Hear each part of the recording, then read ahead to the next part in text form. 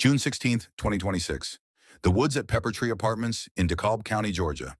It is 5:47 a.m. The sky remains dark. Most of the complex sleeps.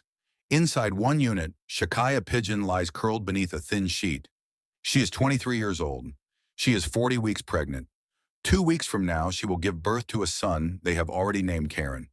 Beside her, her 1-year-old son breathes softly. On her other side, her 3-year-old daughter is tucked in close. 3 bodies in one bed. A mother protecting her children, even in sleep. Outside, the quiet ends. A figure moves along the back of the building. It stops at the bedroom window. The first round shatters the glass. Then the second. Then the third. At least 10 rounds tear through that window. Through the curtain. Through the darkness. Inside that room, the children do not make a sound. They do not move. They are too young to understand what is happening. Shakaya takes the impact, multiple rounds. Her body shields her children. She does not wake up. She never will. The shooter does not run. The shooter does not panic. Investigators will later determine that the shots were placed with precision. This was not wildfire. This was not a blind spray into an apartment. Someone knew exactly where that bed was positioned against the wall. Vina Scott lives in the same complex.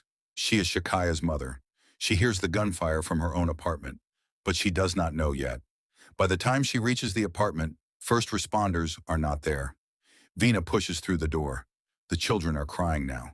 The little girl is trying to shake her mother awake. Vina's hands find her daughter's chest. She begins compressions. 1 push, 2 pushes. She is counting. She is praying. In that moment, she feels her daughter's chest rise one final time. She will tell reporters later that she heard Shakaya's last breath. The call hits dispatch at 5:15 a.m. Medics arrive.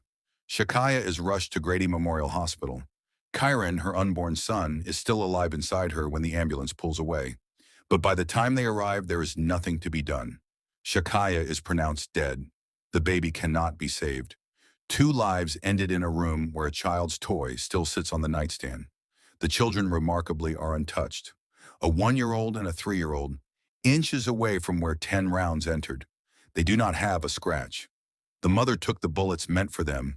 This is what the investigators find. A bed, 2 frightened children, a broken window. The family arrives at the scene before the forensic team has finished. They do not wait for the police to deliver news. They speak to reporters in the rain. Their faces are wet with water and with grief. But they are not confused.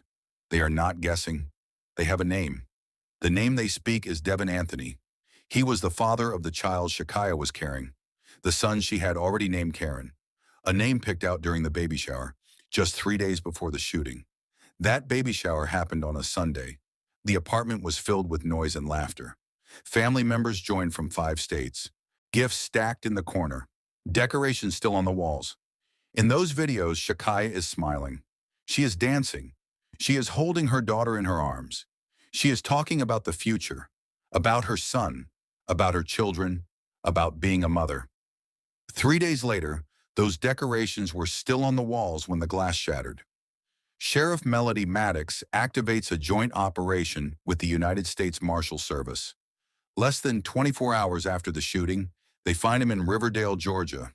Devin Anthony is arrested. No fight, no standoff, just handcuffs and a ride to the DeKalb County Jail. The charges are announced: malice murder, aggravated assault with intent to murder, feticide. That final charge is specific to Georgia law. Feticide is the intentional killing of an unborn child by harming the mother. It carries a sentence of life in prison. The state is not just charging Anthony with killing Shakaya. They are charging him with killing his own son. 5 years earlier, in 2021, Devin Anthony was indicted for murder in Fulton County. A man named Ronald Barner was shot and killed. The charge was murder, but the case never went to trial. Under Georgia's First Offender Act, Anthony entered a plea. The murder charge became voluntary manslaughter. The judge sentenced him to 20 years, but he was ordered to serve only 11 months. The remaining 19 years were on probation, 11 months for a man indicted on murder. In late 2025, he violated his probation, a failed drug test. He was sent back to jail.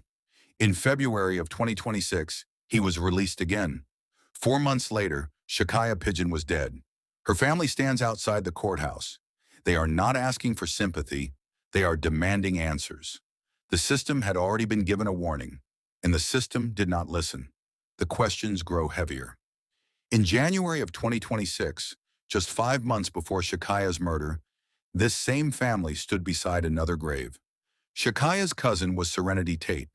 She was a young woman living in Charlotte, North Carolina. She was also killed by her boyfriend. Two cousins, two young women, both taken by men who once claimed they loved them. The family buries Shakaya and her unborn son, Kairen, together.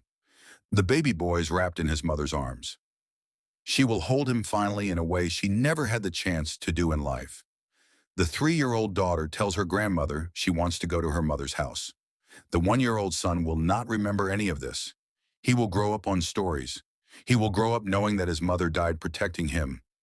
Devin Anthony remains in the DeKalb County Jail. He is held without bond. The case moves toward a grand jury. A trial is expected. The family has promised to push for changes to the First Offender Act. Their question is simple. Why was he out? Shakaya Pigeon was 23 years old. She was a mother. She was a daughter. She was days away from holding her son.